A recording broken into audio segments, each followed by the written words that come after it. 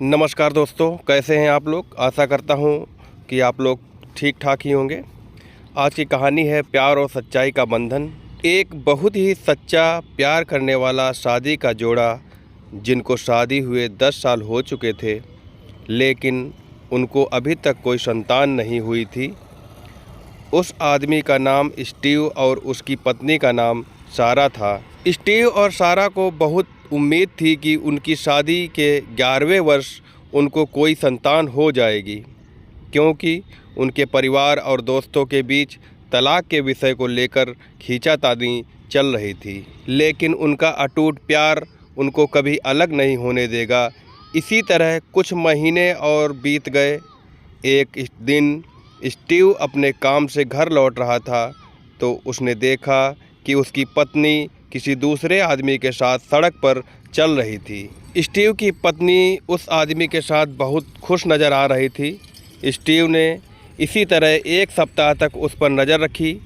एक दिन तो उस आदमी ने सारा के गाल पर किस देकर घर तक छोड़ने आया। स्टीव इस बात से बहुत परेशान हो गया और उसके अंदर बहुत ही ज़्यादा गुस्सा भर गया था। एक दिन शाम को जब सारा कमरे में कुछ काम कर रही थी, तभी एक फ़ोन आया।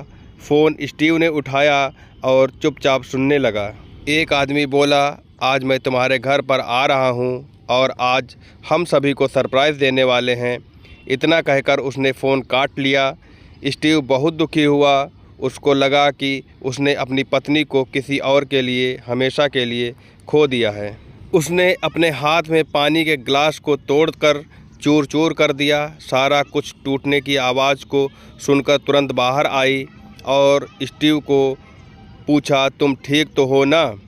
स्टीव ने सारा को ज़ोर से धक्का दिया और कांच के जग को ज़ोर से फेंका, जिससे सारा के पैर में एक कांच का टुकड़ा घुस गया।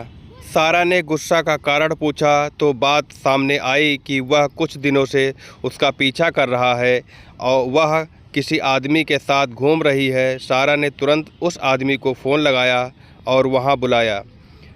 उस आदमी ने आते ही स्टीव के हाथ में एक लिफाफा थमाया। लिफाफा को पढ़कर स्टीव की धड़कनें रुक सी गईं और उसको खुद की गलती पर अफसोस हुआ। सारा ने सारी सच्चाई बताई कि वह 2 महीने से गर्भवती है और वह आदमी एक डॉक्टर और उसका भाई है। स्टीव को अपनी गलती का एहसास हुआ और उसने अपने प्यार पर शक करने की गलती के कारण सारा से माफ़ी मांगी। धन्यवाद दोस्तों। कहानी अच्छी लगी हो तो चैनल को सब्सक्राइब करना ना भूलें।